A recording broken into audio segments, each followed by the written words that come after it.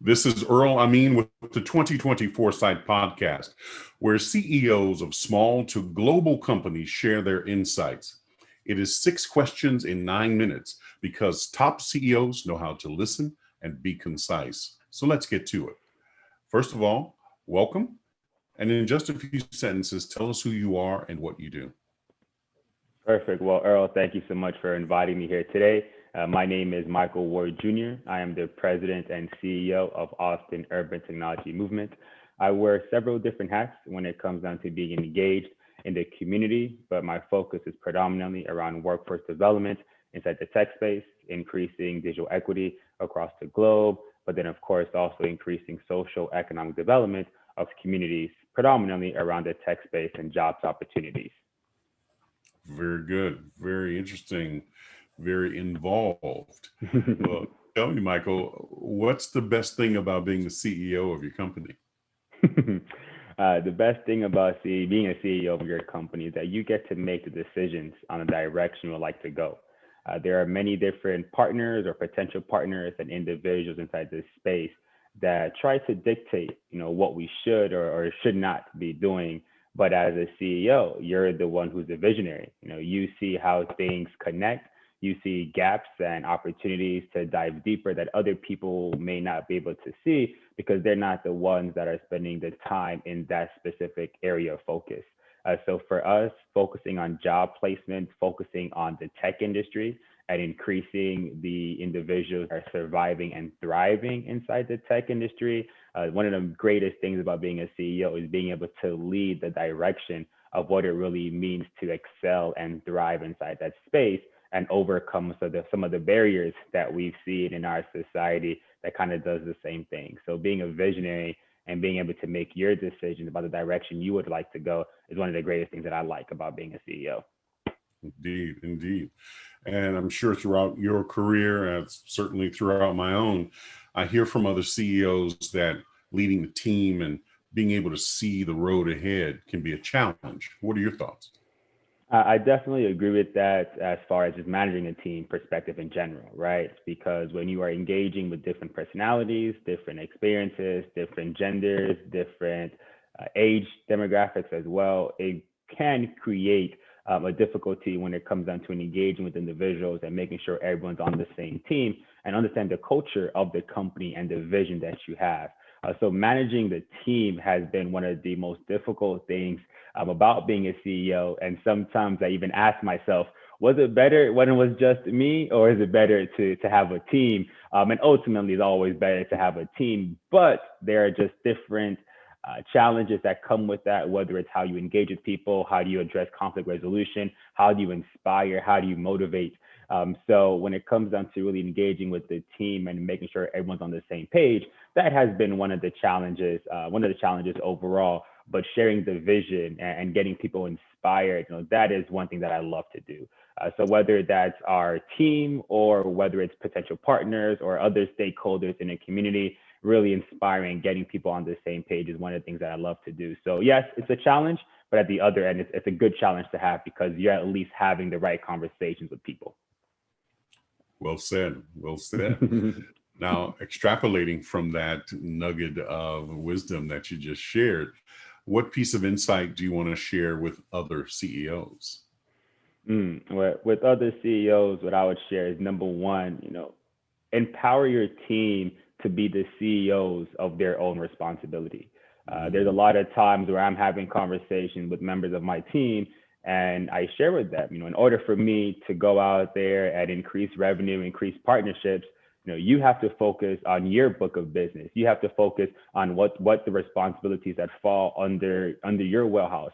So one of the greatest pieces of advice that I would have is definitely empower your team to be the CEOs of their responsibilities and to give them the time so they feel confident in doing that, right? Because as CEO, your hands is in everything. You are the one that have the experience and predominantly will have the partnerships since you've been in that space for quite some time. So you're the main point of contact but we want our other members to also be a point of contact, or at least be confident to have the similar conversation that you're having as CEO, because you're only one person. You cannot do everything. And you want to make sure that the conversations, the partnerships, the initiatives all align with the mission and vision of the organization. And the way you're going to get that is by empowering your people, giving them the time that they need so they can be the CEOs of their responsibility, so the overall organization can move forward and be successful.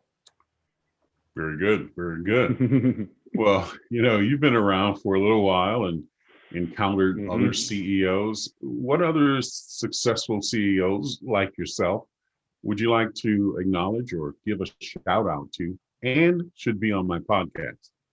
Sure. So from my perspective, I'm gonna, look at CEOs from a different lens, because I think sometimes when we think about CEOs and being successful, we automatically go to revenue. For me, being a CEO of a nonprofit, my focus is about those who are having an impact in the community. So some CEOs that I work with on a day-to-day that have their own business, that are engaging inside this space, is Waziri Garuba. That's one of my colleagues, one of my partners, and some of the work that we do. And he's the CEO of Harlem Labs. I would also throw a shout out for Kobla Tete, who is a newly CEO, I would say, but he has left corporate America in order to pursue his passions in the entrepreneurship space. And his focus is around real estate and opportunity zones, and really providing opportunities for individuals that come from marginalized communities by the system in order to be successful through real estate and get income that way. So Waziri Garuba, Kobla Tete are two individuals that I would shout out. And then one last individual is Victor Abajodi, which is the CEO of Primal 7, which is a fintech company that's also doing great work inside the fitness space. So those are the three individuals that come to mind as I think about CEOs that are inside this space that are having an impact in the community. And of course, generating revenue, but their focus is not just on revenue, but it's about how can we impact the people the right way so our business can have multiple aspects of growth and multiple aspects of opportunities where they can be successful and then get their recognition that they serve for the good work that they're doing. Very good. Thank you very much. We received that. Now, for the final question, Michael, how do you celebrate a win? So I'm actually going to answer this question two different ways. One is more so celebrating wins with my team, and then celebrating wins with my wife and I, because my wife and I always celebrate wins regardless if it's professional or personal. But with the team, the way that we celebrate wins is about bringing people together. We may have a happy hour, we may have a lunch, we may go out and do a retreat. This is during COVID, so everything has been virtual, of course. But from our standpoint, it's really about bringing the team together to acknowledge those wins, share what happened, share why this was a win and what could we have done better next time. Because even though you have a win, there's always opportunities to grow, to scale, because that win may open up new doors for other wins down the road, right? So with the team's perspective, it's about sharing that win collectively, giving the appropriate recognitions, the appropriate shout out, whether that's internally in a meeting or even externally across channels, letting other people know of the win as well. Very good. And then on the personal side, my wins tends to be taking a break and getting away from the work and just enjoying the win, whether it's us increasing our funding, whether it's us receiving different certifications or approvals from the government, whatever the barrier was that we were able to overcome, then we definitely celebrate that by taking a pause, and just setting ourselves into the win and allowing us to really understand just personally what did we do, right? What was the work that was necessary in order for us to get to that level? Because I know as a CEO, there are times when I'm just working and not taking the time to personally congratulate myself or celebrate the win for the success that we had. So definitely give the right acknowledgments, do it with the team, but then also take time away and celebrate with the people that you care about personally. Very good. Well, it's a pleasure having you on, Michael. How can people find you? Oh, well, thank you so much for inviting me to the podcast, Earl. And people can find me on LinkedIn. My name is Michael Ward Jr. My social is at MICHWARDJR. So that's Mitch Ward Jr. You can find me on Twitter, LinkedIn, Facebook, and Instagram with that same handle. And if you Google Michael Ward Jr., you could find me. I pretty much have a pretty good SEO now that I've been more active on social. So I'm very excited and happy about that as well. Very good. Very good. This is Earl Amin with the 2020 Foresight Podcast. For more insights, go to LinkedIn and search for the Gray Owl Company. Michael, thank you very much. Thank you, sir. It was great conversation.